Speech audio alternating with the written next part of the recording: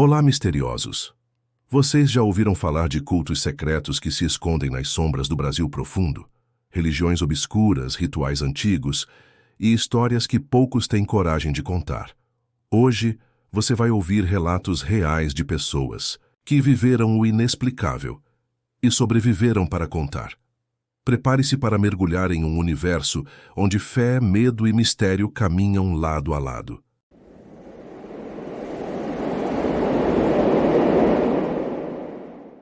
Meu nome é Júlia. Tenho 29 anos agora, mas o que vou contar aconteceu quando eu tinha 22. Eu sou de Areinha das Almas, um vilarejo perdido entre as serras de Minas Gerais, onde o tempo parece esquecer de passar. Um lugar silencioso, de igrejas fechadas e bosques que ninguém entra. Cresci ouvindo histórias de assombração, sim, como toda criança do interior, mas nenhuma delas, nenhuma mesmo, me prepararia para o que aconteceu naquele ano. Tudo começou com uma carta. Ela chegou, sem remetente, sem carimbo, como se tivesse sido deixada à mão discretamente. O papel era velho, manchado com o que parecia ser sangue antigo. Um símbolo estava estampado na cera preta que selava o envelope. Um círculo com um feto deformado no centro, rodeado por olhos costurados. Dentro, apenas uma frase escrita com caligrafia cuidadosa. A mãe chama aqueles que ainda sangram. E abaixo disso, uma coordenada. Achei que era algum tipo de trote macabro. Mas a curiosidade, ela tem dentes. E eu deixei que me mordesse. Peguei um ônibus até o fim da linha, em um povoado chamado Estaca Quebrada. De lá, segui por uma estrada de terra abandonada. A cada quilômetro as árvores ficavam mais densas. A floresta parecia se fechar sobre mim, sufocante. O cheiro de umidade apodrecida entrava pelo nariz e ficava preso na garganta. Andei por mais de 4 horas. Os sons do mato não eram normais. Os grilos pareciam cochichar palavras. E juro por Deus, ouvi meu nome sussurrado entre as folhas pelo menos 3 vezes. Ao entardecer, encontrei a clareira. No centro havia um templo, ou melhor, o que restava dele. Estrutura de madeira apodrecida, coberta de líquen e carne seca pendurada como bandeiras. Crânios de animais estavam pendurados nas árvores, e símbolos, entalhados em troncos, pareciam olhos deformados. No chão, um círculo desenhado com sangue coagulado me impedia de seguir. Foi quando ela apareceu, uma mulher magra, com véu translúcido cobrindo o rosto. Seus braços eram cobertos por cortes em espiral. Cicatrizes antigas formavam palavras, uma língua que eu não reconhecia. Mas quando ela falou, minha pele arrepiou até o osso. A mãe te chama, filha. Hoje você volta para o ventre. Dentro do templo, o cheiro era insuportável. Uma mistura de ferro, doce podre e algo vivo. As paredes eram revestidas por peles, humanas esticadas como tapeçarias, com orações pregadas nelas com pregos enferrujados. As frases estavam escritas com ossos quebrados, mergulhados em sangue seco. Havia velas negras em suportes feitos de mandíbulas humanas. No centro do salão, 12 pessoas ajoelhadas, nuas, com olhos vendados por tiras de pele tatuada. O silêncio era absoluto, mas dava para ouvir. Algo respirando. Um homem passou por mim. Carregava um bastão feito de vértebras amarradas por tendões humanos. Ele murmurava uma língua errada. Era como se cada palavra fosse arrancada da garganta, como se as sílabas estivessem de cabeça para baixo. Me deram um cálice de cerâmica com um líquido grosso, negro e quente. Beba o leite do ventre. Deixe que a mãe te veja por dentro. E eu bebi. O mundo derreteu. As paredes começaram a respirar. Pulsavam, contraíam, como se o templo fosse um organismo vivo. Os olhos esculpidos nas tábuas abriram. Senti dedos, invisíveis, abrindo meu couro cabeludo e mexendo dentro da minha cabeça. As visões começaram. Eu estava enterrada viva dentro do corpo de uma mulher gigantesca. Pálida, grávida, com mamilos que choravam sangue. Cordões umbilicais saíam da terra e se enroscavam nas árvores, sugando a seiva da floresta. Ela estava parindo algo, algo com dentes demais. Algo que me reconhecia. Ouvi minha voz. Mas não, era eu falando. Era alguém usando meus pensamentos como marionetes. Você foi escolhida. O útero da mãe precisa de alimento. Sua mente será o berço. Sua carne será o pão. Um dos seguidores se levantou. Ele começou a rir e chorar ao mesmo tempo. Caminhou até o altar e deitou sobre uma pedra coberta por carne crua. Sem anestesia, sem hesitação, o homem com o bastão abriu o ventre dele com uma lâmina feita de unha humana. Ele não gritou. Sorria. De dentro, retiraram uma esfera viva, coberta de veias, pulsando, com pequenos dentes batendo como se mastigasse ar. A mulher do véu se ajoelhou diante da criatura, chorando, e disse: "A carne da fé é a única verdade." Não lembro como consegui fugir, só flashes, correndo pela mata com pés descalços, gritando nomes que não conhecia. Ouvi passos atrás de mim, mas ninguém me seguia. Só vozes. Elas diziam coisas que ninguém deveria ouvir. Cheguei à estrada ao amanhecer, suja de sangue, coberta por símbolos entalhados nas palmas das mãos com algo fino e metálico. Símbolos que sumiram dias depois, como se nunca tivessem existido. Fui encontrada por um fazendeiro que me levou para um hospital. Diagnóstico: surto psicótico, dissociação extrema, possível intoxicação por plantas alucinógenas. Mas eu sei o que vi. Faz 7 anos. Às vezes, ainda escuto o som do ventre da mãe pulsando sob a terra, quando estou sozinha à noite. Sinto algo se mexendo dentro de mim quando me aproximo de árvores antigas. E em sonhos volto à clareira, e a mulher com véu me chama pelo nome. O tempo da colheita está chegando, filha, e você ainda sangra. Se um dia você receber uma carta com um selo preto, queime ou aceite o chamado. Mas saiba, ninguém volta da fé de carne e sangue intacto.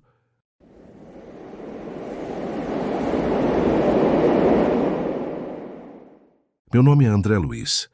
Tenho 38 anos e moro em Goiânia, mas nasci num vilarejo isolado no sertão da Bahia, chamado Pedra Vermelha.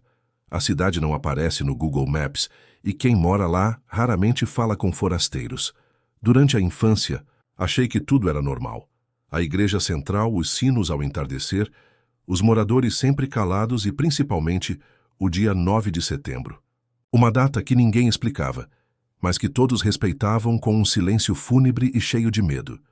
Hoje sei a verdade, e ela me assombra toda noite.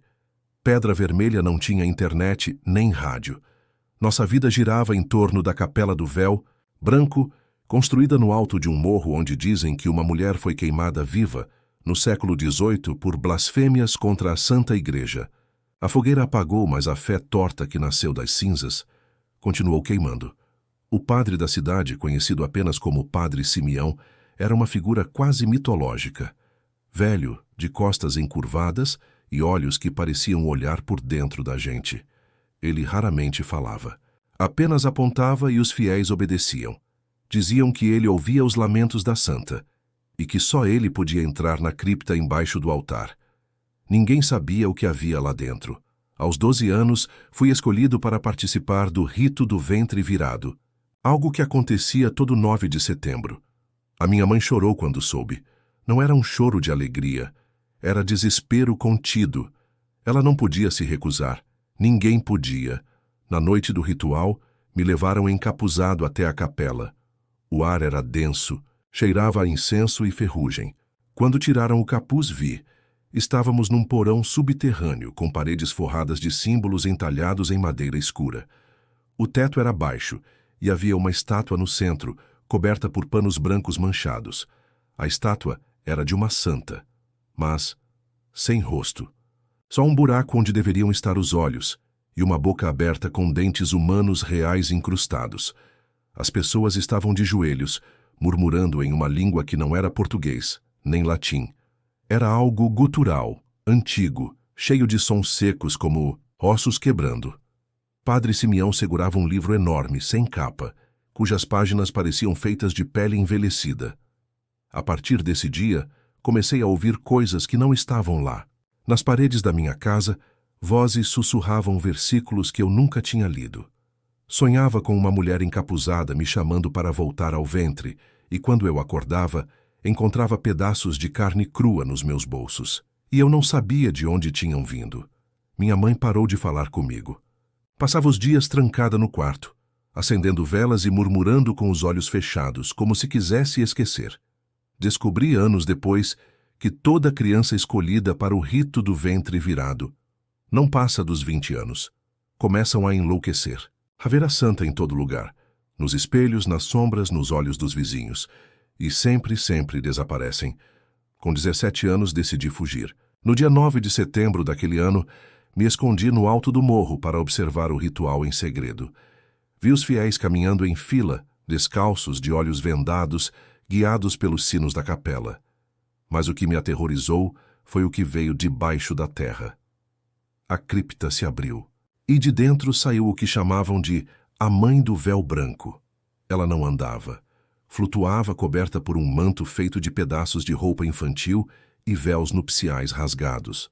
Seu rosto ainda não existia, mas em sua barriga havia uma boca gigantesca, com dezenas de dentes e uma língua vermelha que se movia como a de um feto buscando alimento.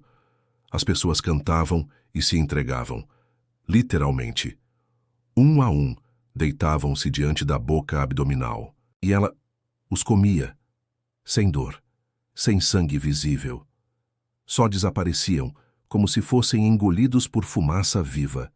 Corri, fugi sem pensar. Passei dias andando pelo mato até ser encontrado por um caminhoneiro. Fui internado. Disseram que era esquizofrenia paranoide, mas ninguém explicou por que meus pés estavam enfaixados com panos da capela. Nem como símbolos queimados apareceram nas minhas costas durante a noite. Minha mãe sumiu 3 dias depois. Padre Simeão morreu pouco tempo depois. Mas dizem que o corpo nunca foi encontrado, só um rastro de cera derretida no chão da cripta e o livro aberto em uma página onde se lia: Toda fé cega. É uma boca aberta. Hoje vivo tentando esquecer, mas às vezes ainda acordo ouvindo os sinos de pedra vermelha e sei que mais cedo ou mais tarde a santa virá cobrar o que restou de mim, porque uma vez que você olha para a fé olha de volta.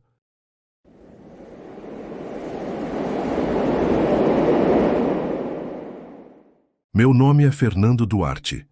Tenho 41 anos, mas uma parte de mim parou de envelhecer aos 24, quando estive naquele lugar esquecido pela luz, chamado Santo Vale Brumado, no sertão profundo da Chapada Diamantina. Fui enviado para lá por meio de um projeto universitário de extensão médica.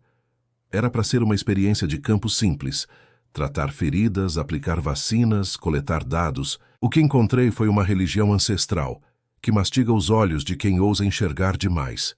A estrada até lá não existia nos mapas. Tive que seguir por uma trilha de terra batida, guiado por um senhor que falava pouco e carregava no pescoço um colar feito de pequenas esferas negras, olhos humanos secos e envernizados. No momento em que atravessei o arco de entrada da vila, feito de ossos entrelaçados por cipó, algo no ar mudou. Um silêncio denso, como o som abafado de um fôlego preso. Não havia cachorros, não havia música. Os próprios pássaros pareciam evitar aquele céu. As crianças foram o primeiro sinal. Não brincavam, não riam. Caminhavam em pares, como se cada passo fosse ensaiado. E todas usavam uma espécie de franja costurada sobre os olhos. Algumas tinham cicatrizes bem visíveis na testa e pálpebras. Proteção, disse Dona Lídia, a parteira. É preciso costurar a visão antes que ela os veja. Quem era ela? Eu não sabia ainda, mas seu nome era sussurrado nas orações noturnas, aquela que observa de dentro. Certa noite, fui convidado a uma missa. A igreja era simples por fora, mas ao entrar entendi. A construção estava de cabeça para baixo. A madeira do teto era o chão. Os bancos estavam pregados nas vigas superiores, e no altar, um espelho enorme coberto por um pano preto. Eles não rezavam para Deus. Rezavam para o reflexo de suas almas viradas do avesso. No final da cerimônia, uma jovem foi levada até o altar. Estava em transe, a boca costurada com linha azul. O padre, encapuzado, pegou uma agulha feita de osso e começou a perfurar suas pálpebras lentamente, enquanto murmurava: "O pecado entra pelos olhos. Que a carne do ver se feche." Ela não gritou. Chorava sangue, e todos ajoelharam agradecendo pela santificação da cegueira. A partir daquela noite, meus sonhos deixaram de ser meus. Eu via um corredor infinito feito de olhos. Olhos humanos costurados, abertos, sangrando. Ao fundo, uma mulher esguia com véus de carne pendendo dos braços surgia da escuridão e dizia: "Se você continuar vendo, vai ver o que não deve." Acordei uma noite com os olhos sangrando. 2 fios de sangue escorriam como lágrimas grossas, e ao tocar meus cílios percebi. Alguém tentou costurá-los enquanto eu dormia. Seu Heriberto, cego de nascença, me procurou. "Você tem que sair, moço. Cada olho que vê demais alimenta." Ela vive nas retinas abertas, se esconde no brilho das córneas. Ele me entregou uma faca feita de madeira escura. "Se sentir que ela está perto, feche os olhos com isso, antes que ela feche por você." Horas depois, encontrei seu Heriberto morto. Os olhos dele tinham sido arrancados com precisão cirúrgica, e nas cavidades pequenas sementes de feijão haviam sido costuradas. "Ela planta no que vê", murmurou Dona Lídia em prantos. Fugi numa madrugada silenciosa, sob uma lua minguante. Mas a trilha parecia diferente. O mato parecia fechar atrás de mim. E o som era de olhos piscando. Milhares. Ao mesmo tempo. Consegui chegar até a estrada. Mas até hoje, tenho crises de pânico se vejo qualquer pessoa com os olhos muito abertos. Às vezes durmo de olhos abertos sem perceber. Outras vezes acordo tentando me costurar no espelho do banheiro.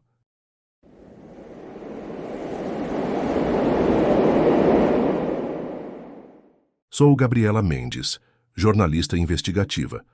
Mas há 3 anos deixei minha profissão.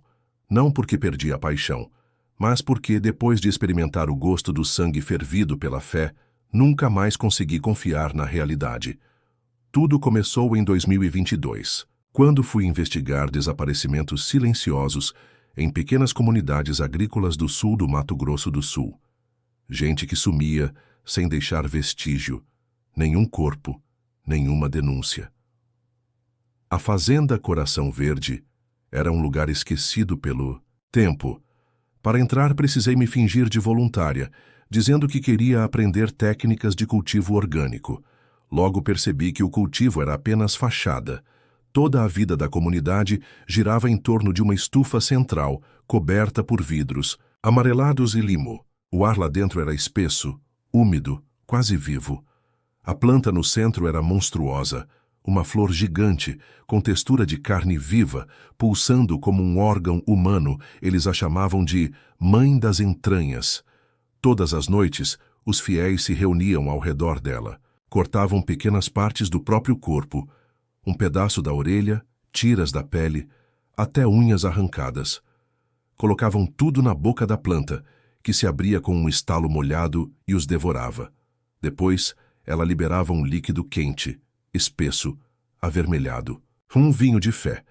Eles bebiam aos goles, em êxtase. Eu fui forçada a beber, e por um momento, entendi, senti algo crescendo dentro de mim. Uma sensação de pertencimento, de calor, de completude. Depois o terror. A planta começou a sonhar comigo. As noites se tornaram pesadelos constantes. Eu via raízes brotando da minha pele. Sentia minha língua se transformar numa serpente, carnuda. Via meus pais me olhando de um campo encharcado de sangue, dizendo: "Você bebeu do sangue errado. Agora ele quer beber você." Acordava suada, com marcas no corpo, como se algo tivesse me tocado por dentro. Encontrei escondido numa estufa isolada um livro. A capa era feita de pele costurada. Dentro, instruções do culto. A mãe chegou da terra dos ossos secos. Ela se alimenta de fé e devolve carne. Ela germina os que se oferecem. As páginas estavam vivas, literalmente. Uma delas se contraiu quando toquei. E atrás de mim ouvi o sussurro da planta. "Você vai florescer." Planejei fugir, mas antes presenciei a cerimônia da germinação completa. Um homem, chamado apenas de O Trêmulo, foi colocado nu diante da planta.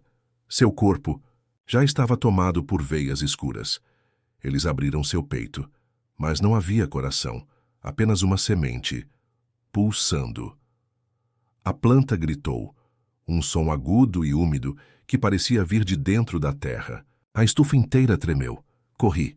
Quebrei o vidro com a cabeça.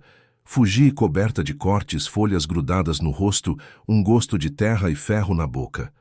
Nunca mais voltei. A fazenda pegou fogo uma semana depois, mas até hoje, quando fecho os olhos, sinto raízes tentando me puxar de volta. E quando menstruo, o sangue tem cheiro de terra molhada.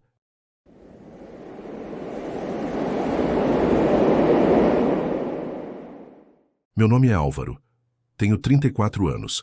Sou arquivista e historiador da Universidade Federal de Pernambuco. E até 2 meses atrás, minha maior preocupação era escanear jornais mofados dos anos 70. Mas tudo mudou quando encontrei um caderno de capa dura, coberto de fuligem e com marcas de dedos queimados na casa onde cresci. Era do meu avô, Enoque da Silva, ex-padre, dado como desaparecido há 32 anos. As primeiras páginas estavam cobertas de uma caligrafia torta e irregular, com palavras riscadas e desenhos estranhos de figuras humanas em chamas, com a inscrição repetida dezenas de vezes: a alma purifica-se na carne carbonizada. Entre anotações sobre fé, pecado e penitência, havia uma única localização anotada em letras maiúsculas: Igreja de São Lázaro das Chamas, Itacuruba. O nome me gelou o estômago. Itacuruba era onde minha avó dizia que ele foi tragado pelo fogo. Sempre achei que fosse metáfora, mas algo me dizia que não era. Na página final havia um envelope colado com cera preta. Dentro, uma mecha de cabelo e uma fotografia que me deixou sem ar. 3 homens ajoelhados, com as costas em carne viva, viradas em carvão, orando diante de um altar carbonizado. Peguei a estrada e fui até Itacuruba. A cidade parecia engolida pelo tempo. Ruas sem calçamento, um sol que parecia mais quente que o normal, e um silêncio estranho, como se a cidade estivesse ouvindo. Depois de muita insistência, um senhor chamado Vicente me guiou até uma trilha abandonada que levava a uma antiga capela. Você está atrás da igreja que pegou fogo e não queimou, né? Ele perguntou. Balancei a cabeça. Ele riu. Se entrar, reza para sair. A igreja de São Lázaro das Chamas estava de pé, mas era impossível dizer como. A estrutura era feita de madeira escura, toda carbonizada por fora, mas intacta por dentro. As janelas estavam cobertas por cortinas de pano chamuscado e o altar era feito de uma pedra negra com símbolos talhados à faca, espirais, cruzes tortas, corpos em chamas. O chão estava coberto de cinza espessa, como se ali houvesse neve feita de ossos. E havia cheiro de carne queimada, não fresca, mas ancestral, como algo que nunca deixou de arder. E então encontrei, na sacristia, o diário completo de Enoque. As páginas estavam enegrecidas, algumas eram ilegíveis, mas o que consegui ler mudou tudo. Segundo o diário, tudo começou com o incêndio de 1968, durante uma missa. A igreja ficou trancada por dentro com 27 pessoas lá dentro. O altar pegou fogo espontaneamente. E segundo todos os relatos, ninguém morreu. Mas todos saíram mudados. As palavras de Enoque me assombram até hoje. Fomos tocados pela luz pura. Sentimos a pele arder e a alma abrir. As vozes vieram do fogo. A dor limpou nossas impurezas. A Mãe da Cinza nos falou. Ele descrevia rituais onde os fiéis se queimavam lentamente, por vontade própria, e diziam ouvir cantos dentro da dor. Oravam com as mãos sobre brasas, deixavam o sol arder sobre a pele por dias, e o maior símbolo da fé, a cerimônia da entrega, onde cada fiel oferecia uma parte do corpo às chamas. Os que resistiam sumiam, ou iam ao encontro da cinza maior. O diário começava a ser menos relato e mais doutrina. Voltei à igreja na noite seguinte. Não sei por quê. Talvez para entender. Talvez para ver se tudo era verdade. E lá estava alguém, um homem alto, magro, com a pele retorcida como madeira queimada, usando batina preta costurada com arame. Ele sorriu. Você é o neto do Enoque. O apóstolo cinzento sempre soube que você viria. Sem que eu dissesse nada, ele começou a rezar. As palavras não eram em português. Era algo gutural, rítmico, que fazia o chão vibrar. Senti calor, mas não do ambiente. Era dentro de mim. O fogo te vê, Álvaro. O fogo sabe o que você esconde. Todos escondem. Por isso arde. Por isso purifica. O homem ajoelhou-se diante do altar e começou a rasgar a pele dos próprios braços com uma vela acesa, deixando a cera queimar sua carne viva. Ele sorria, orava, chorava. Disse que a fé verdadeira era feita de carne viva e cinza sagrada. Deus não quer tua obediência. Ele quer teu corpo. Só a carne queimada fala a língua da alma. Eu corri. Ou achei que corri. Porque ao sair, a noite parecia não ter fim. A lua não se movia, e havia fumaça atrás de todas as árvores, e sussurros como preces em brasa. Voltei para Recife, mas nunca mais fui o mesmo. Comecei a sentir cheiro de queimado em lugares aleatórios. Meu quarto, meu carro, até no campus. Meus sonhos são preenchidos por orações cantadas em vozes que não têm boca. E toda vez que fecho os olhos, vejo meu avô no altar, com os braços abertos, em chamas, mas sorrindo. Recebi uma carta recentemente, escrita com carvão, sem remetente. Dizia: a próxima fogueira é sua. A alma só se liberta no calor final. Evangelize com cinzas. E junto da carta, uma pequena caixa. Dentro dela, um fósforo antigo. E um pedaço da minha própria roupa. A seita não acabou. Ela apenas espera. Espera o próximo corpo a ser iluminado.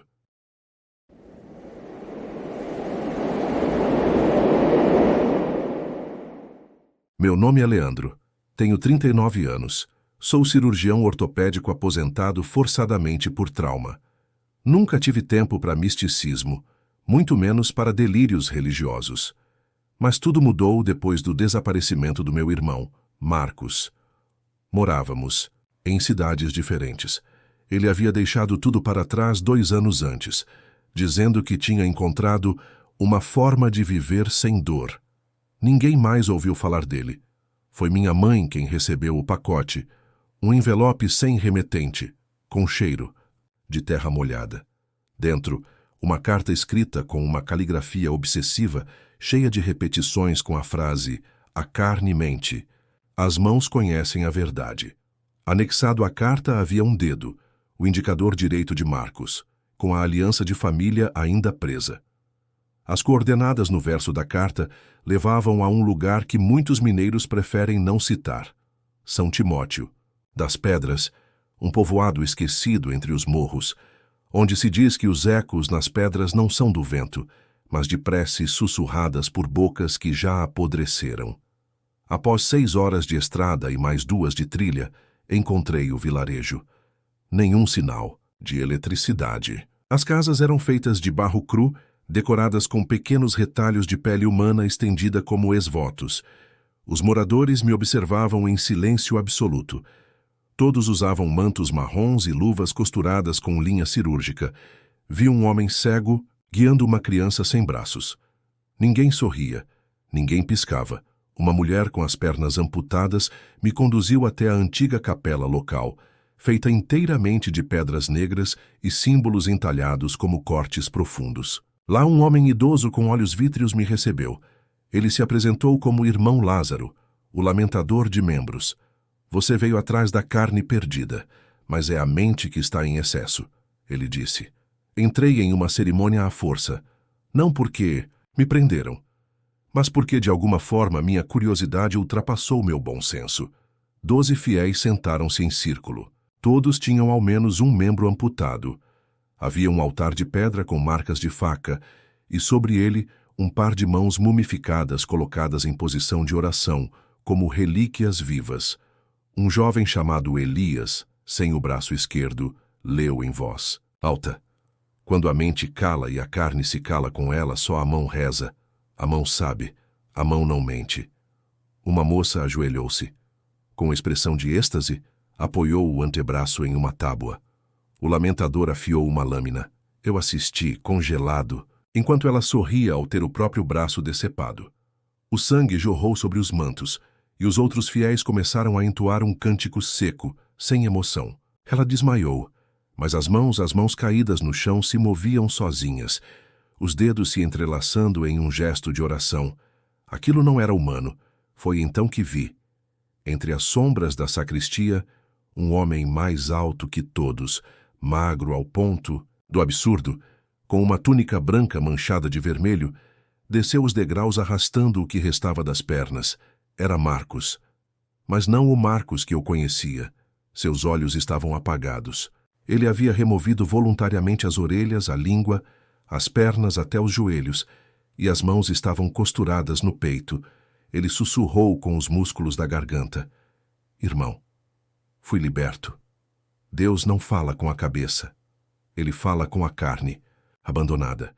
Disseram que ele era agora o apóstolo da carne livre, aquele que havia aceitado a separação em sua forma mais pura. Ele não dormia, não comia, apenas se contorcia em oração dia e noite, com membros que não estavam mais conectados. Disseram que ele recebeu a visita da mão celestial numa noite de prece, quando seus dedos flutuaram e escreveram nas paredes a nova doutrina. Todo controle é prisão. Toda carne liberta reza com sinceridade. Na última noite, tentaram me fazer aceitar a revelação da lâmina. Eu fugi. Corri pelas trilhas da mata com os ecos do cântico vindo do templo de pedra. Mas o que me assombra até hoje não foi o que vi lá dentro. Foi o que senti quando vi minhas próprias mãos tremendo, como se buscassem sozinhas uma posição de oração. Levei meses para me recuperar. Mas hoje, quando me sento em silêncio, quando o mundo cala e o corpo relaxa, às vezes meus dedos ainda se entrelaçam sozinhos, e eu juro por Deus, eles oram, eles...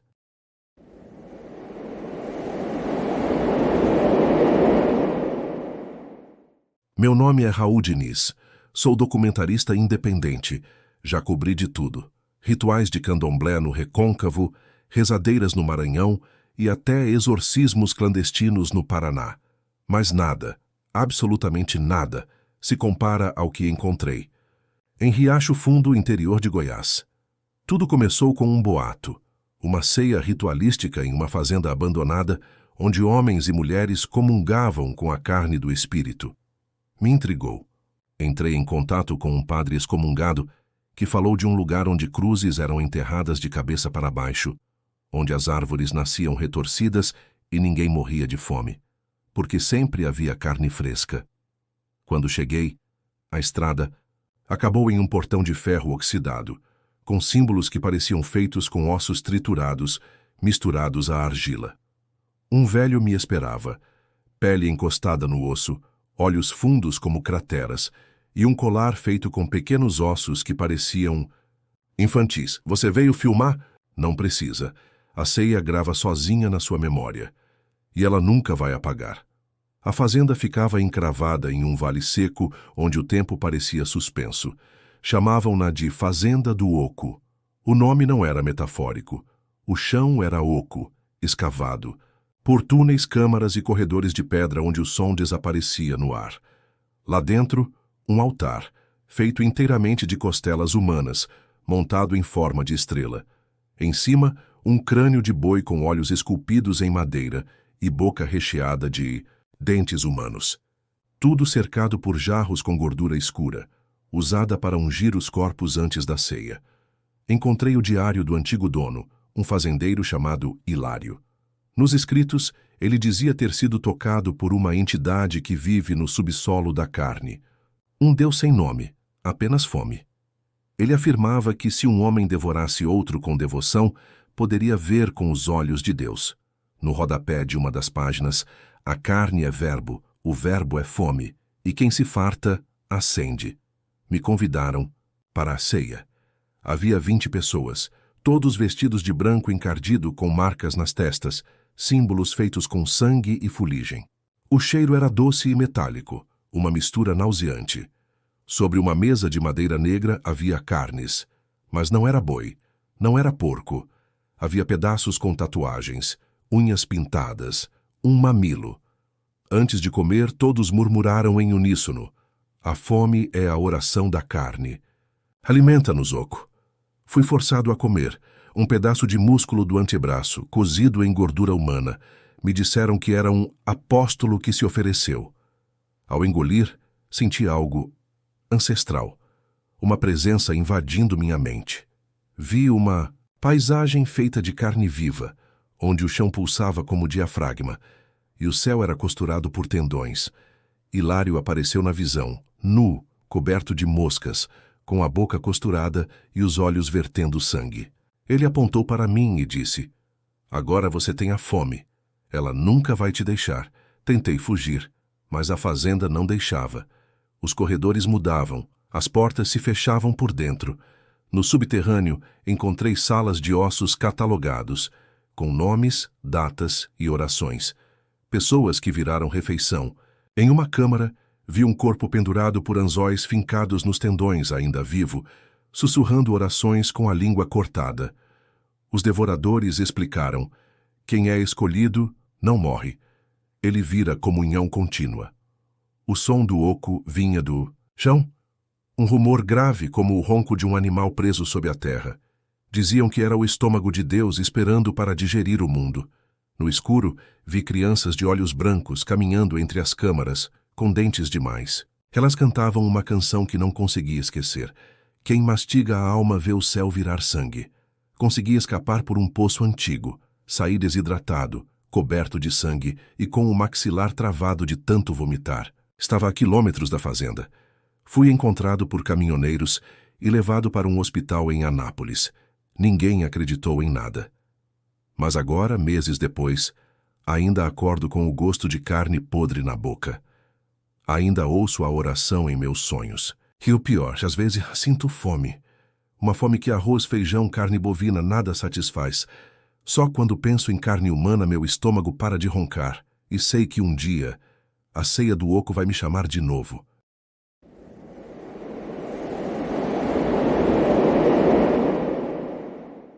Meu nome é Caio Freitas. Sou professor de antropologia religiosa da Universidade Federal do Pará, especializado em mitologias sincréticas amazônicas. Em março de 2019, recebi um e-mail sem remetente, com apenas 3 palavras no corpo da mensagem. Eles ainda respiram. Anexo, havia uma imagem borrada. Parecia uma pintura rupestre. Um homem ajoelhado diante de uma boca espiralada, com olhos em todas as extremidades do corpo. Acima, o símbolo do infinito feito de espinhas de peixe. As coordenadas levavam até um ponto do município de Anajás, às margens de um afluente quase apagado nos mapas. Um lugar que nenhum guia turístico reconheceria. E mesmo assim, algo em mim soube que precisava ir. Lá, encontrei Maricélia, uma mulher calada, com olhos fundos e pele marcada por cicatrizes finas nas têmporas. Ela me disse apenas: "Eles sonharam com você, já é tempo." Fomos de voadeira por quase 8 horas. A água ficava mais escura a cada curva do rio, como se absorvesse a luz. As margens estavam cheias de ossadas de peixes e cordões feitos com mandíbulas, pendurados nos galhos baixos, amuletos feitos com escamas humanas, como descobri depois. Chegamos a um vilarejo de palafitas, com cheiro de lodo e fumaça doce. Ali, ninguém falava alto. As pessoas usavam máscaras de madeira com rostos que pareciam deformados por dentro. Toda a casa tinha uma bacia de barro diante da porta, com água preta e pequenos olhos de vidro flutuando. À noite, os tambores começaram. Maricélia me levou até o centro da vila, onde havia um poço. O poço da boca, como chamavam. Ela me explicou que a cada geração, um escolhido retorna ao fundo do rio para alimentar o sono antigo. Era o preço da proteção, da chuva certa, da pesca farta, e que este ano o escolhido não nascera no vilarejo. Ele viera de fora. Eu. Nas noites seguintes comecei a ter sonhos. Mas não pareciam sonhos. Eram visões. Eu estava debaixo d'água, sem afogar. Ao meu redor, criaturas humanoides cobertas de limo me rodeavam, em posição fetal, com olhos abertos e bocas costuradas por algas. Elas murmuravam palavras em um idioma molhado, um som que parecia escorrer. No centro, um olho colossal se abria, no fundo do rio. Um olho que não piscava nem refletia luz. Ele apenas me via. E cada vez que me via, parte de mim se desfazia. Acordava com as roupas molhadas, mesmo não tendo saído do quarto. Minhas unhas estavam começando a escurecer. Eu ouvia a água sussurrar meu nome, mesmo longe do rio. Pela manhã, Maricélia me ofereceu chá de raiz preta. Disse que ajudava a afogar a alma em segurança. Na última noite, fui levado para um ritual. Ao redor do Poço da Boca, os moradores estavam nus cobertos de barro, dançando em círculos lentos. Seus corpos tremiam, mas não de frio. Cada um segurava um peixe branco, morto, com a boca costurada. Maricélia me entregou um prato de madeira com carne cinzenta, fria. Ela disse: "Come para abrir os olhos do rio." Eu comi. O gosto era de ferro e podridão. Minha garganta se fechou. Caí de joelhos e foi então que vi os verdadeiros adoradores. Saindo do poço emergiram figuras longas, ossudas, cobertas por crostas. Não tinham pele, apenas camadas de carne esbranquiçada e tentáculos finos que arrastavam pelas tábuas como cabelos de limo. Eles não falavam, mas eu ouvi tudo o que pensavam. Seu corpo é recipiente. Sua mente é alimento. Fui levado até a borda do poço. Não sei como explicar. Eu desci. Desci por um túnel alagado, escuro, por entre os corpos imóveis dos antigos escolhidos. Todos ainda ali, de olhos abertos. Alguns sorriam, outros estavam despedaçados, com partes se misturando ao limo das paredes. As águas me abraçaram como um útero podre. Lá no fundo, havia uma caverna de carne viva. O teto respirava. No centro, uma criatura colossal, sem rosto definido, feita de fragmentos de fé esquecida, de ossos de gente que nunca nasceu. Ela pulsava, e ao pulsar eu vi tudo: a origem dos devoradores, os cultos que falharam em contê-la, as cidades afogadas para silenciá-la. E entendi que não estava ali para morrer. Estava ali para lembrar, para levar o sonho com olhos até onde a água não alcança. Epílogo: fui encontrado 2 dias depois, na margem de um igarapé, nu, com pele descascando e olhos vermelhos. Não conseguia explicar nada. O laudo médico dizia: amnésia dissociativa causada por infecção fúngica severa. Estive internado por meses. Hoje moro longe da Amazônia. Mas em todas as pias, em cada banho, quando a água escorre sobre meu rosto, eu ainda ouço os que dormem sob o rio. E eles sonham comigo.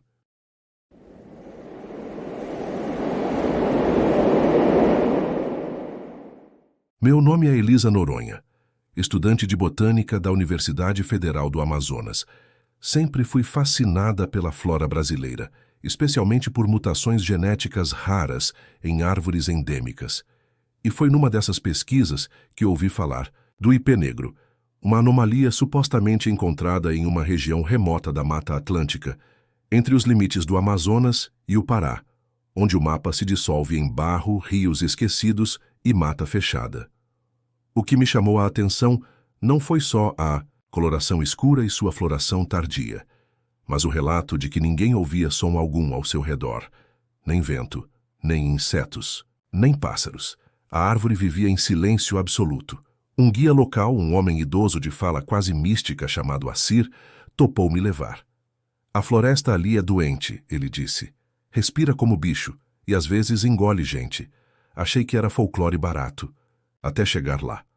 A viagem durou 3 dias de barco e mais 2 a pé. Entramos por uma trilha tão coberta por raízes e cipós que era impossível saber onde começava o chão. O ar era espesso, como se estivéssemos respirando vapor de sangue. Antigo. O sol quase não entrava, mas as folhas pareciam brilhar com um tom verde doentio, radioativo. E então a vimos, uma árvore colossal, o tronco tão escuro quanto carvão úmido. Crescia solitária no meio de uma clareira onde nenhum outro vegetal ousava brotar. Parecia ter olhos. Nós, botânicos, chamamos de nós lenhosos, mas ali eram verdadeiros. O centro da casca parecia pulsar, como um olho fechado prestes a abrir, Assir murmurou. Chegamos ao olho de Chuhai. Comecei a ouvir algo, não com os ouvidos, mas com a pele. Um sussurro feito de folhas secas sendo arrastadas, como se o vento carregasse vozes. Havia pessoas. Numa clareira vizinha, vi cerca de 15 indivíduos cobertos de lama e folhas, em silêncio absoluto, ajoelhados em posição fetal.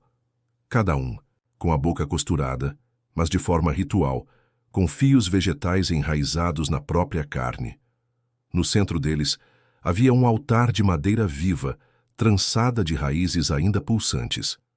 E sobre o altar, dezenas de línguas humanas secando ao sol. Assir, sussurrou. Eles são os silenciados. Ouviram demais. E a única forma de impedir que enlouqueçam é cortar. Tentei fugir, mas meu corpo não obedeceu. Era como se o chão me prendesse.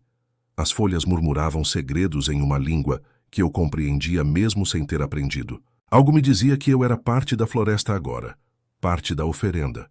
Fui levada. À força, mas sem violência. 4 mulheres me cobriram com seiva e folhas e me deixaram sozinha diante da árvore. O tronco começou a abrir lentamente, revelando uma cavidade escura e úmida, onde o som desaparecia completamente. Dentro, era como um útero.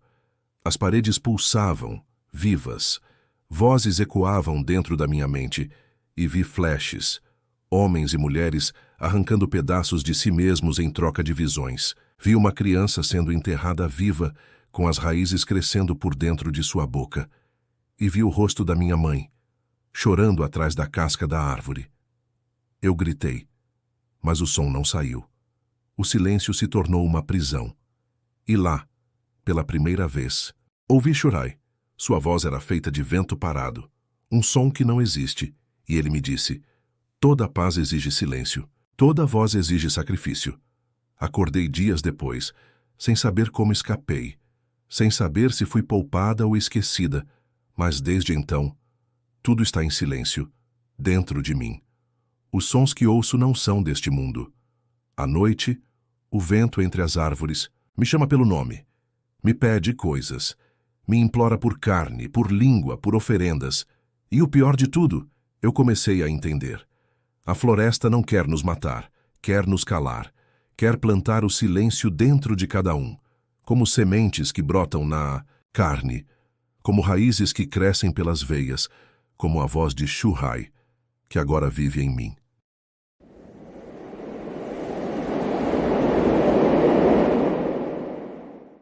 Tudo começou com um envelope manchado de terra úmida, que chegou à redação da revista onde eu trabalhava.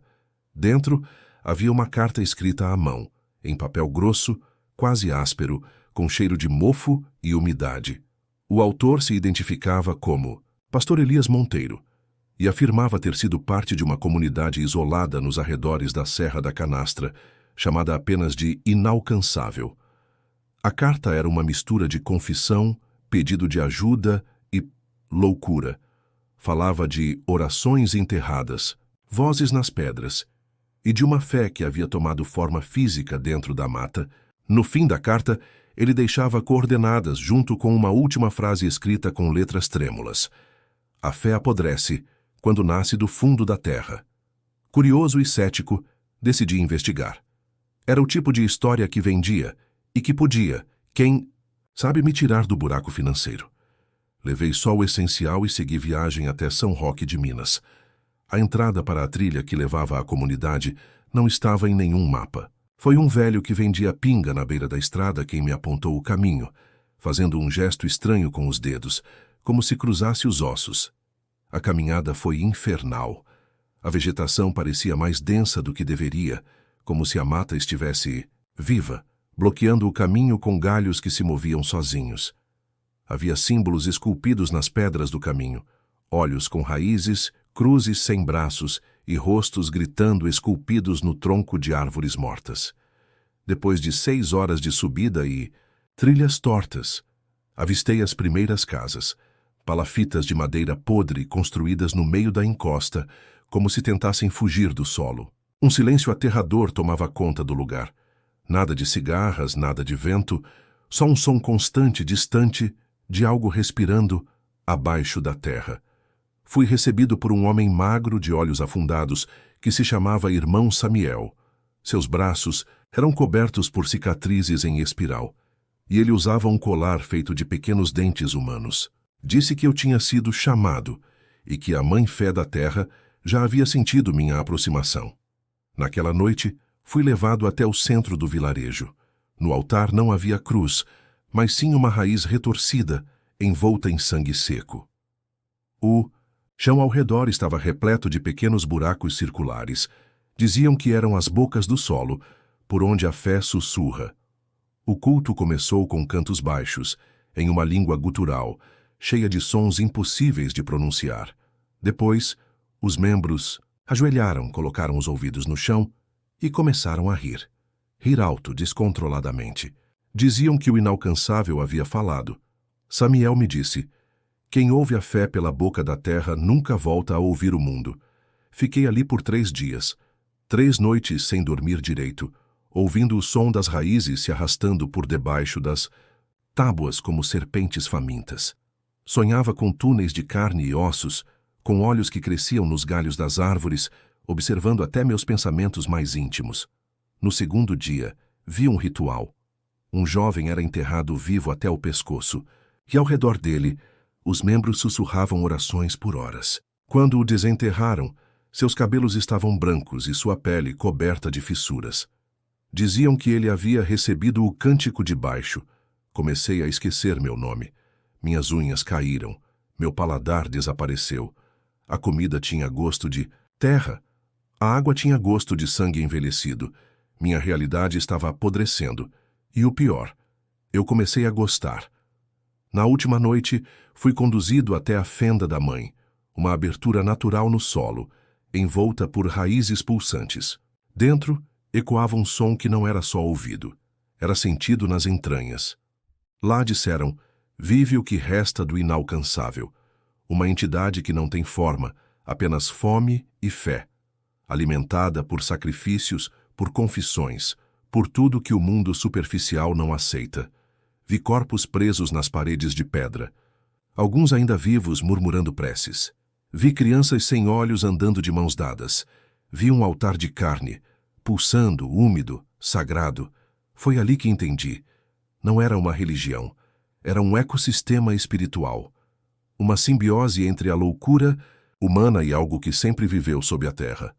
Fugi no dia seguinte, eu acho que fugi, mas até hoje, quando passo perto de terra molhada, ouço a oração sem língua que sobe das raízes. No silêncio das matas, nas margens esquecidas dos rios e nos porões de igrejas que o tempo engoliu, há cultos que não morreram. Eles se escondem, se transformam, se alimentam do medo e da fé deformada. Talvez, neste exato momento, enquanto você ouve minha voz, alguém esteja em transe diante de uma fogueira feita de ossos. Talvez os gritos que ecoam nas montanhas não sejam do vento. Talvez a escuridão do Brasil profundo guarde verdades que nenhum livro ousou registrar. Você pode tentar esquecer, mas eles continuam. Obrigado por assistir até aqui. Se você sentiu calafrios, inscreva-se no canal, ative as notificações e prepare-se, porque nos próximos relatos nós vamos mergulhar ainda mais fundo. E lembre-se, nem toda fé salva. Algumas só devoram.